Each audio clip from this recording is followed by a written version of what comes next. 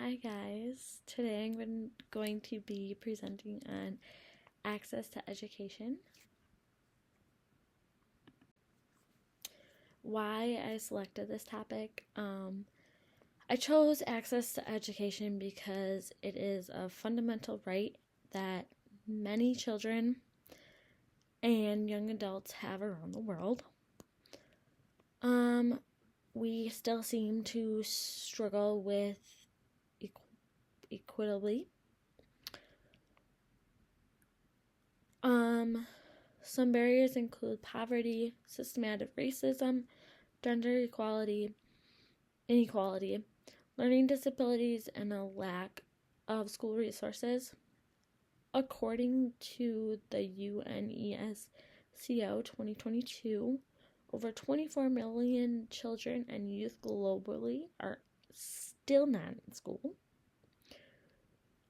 The U.S. marginalized communities continue to face disparities in education access to quality.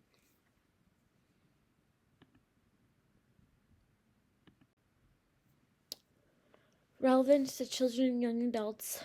For young children pre-K through 5th grade, unequal access to early education can affect literacy, numeracy, and social development long term. For middle schoolers and teen readers, access to resources like libraries, technology, or advanced coursework can determine college readiness and life opportunities for them. Access to education isn't just about being in school, it's about having quality and inclusive and empowering learning environments. How literature can be used to discuss access to education. Children's literature can bring these issues to life through storytelling, helping young readers understand both their own experiences and others' experiences. Books can build empathy and awareness by showing how characters overcome education barriers. Teachers can use books to facilitate discussions, writing experiences, and real-world connections like student advocacy projects or service learning. Academic resources to support my inquiry. The Teaching Strategies for Ethnic Studies book explores how to teach diverse social issues, including access to education through culturally relevant pedagogy. And then the culturally relevant pedagogy discusses education's role in addressing iniquity,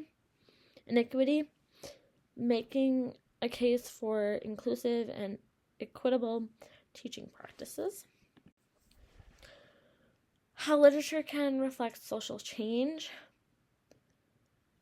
Books shape perspectives when kids see characters advocating for their right to learn. It can inspire real-world activism, authors and illustrators being underrepresented voices to the forefront, influencing public conversation policy. Literature forces civic literacy, which encourages students to think critically about justice and equality in education. For my pre-K to 2nd grade book, I chose Malika's Costume. Malika's mother moved to Canada for work, and Malika has to prepare for a carnival that is in Jamaica with her grandmother. The story slowly addresses how economic hardship affects the opportunity, including education. Themes in the book included migration, economic hardship, and resource disparity. Was it challenged or banned? It has not been officially banned, but has been critiqued by some parents for its depicting single-parent households. For my 3rd through 5th grade book, I chose Ebeneza's Rising. After a tragic loss of Esperanza, must adapt to a new life in the U.S. as a migrant farm worker, where access to education and basic rights is severely limited. Themes included immigration, socioeconomic status, and education inequity. Challenger Band, yes, regularly challenged for its portrayal of racism, poverty, and class issues. And then finally, for my middle school book, I chose The Hate U Give by Angie Thomas.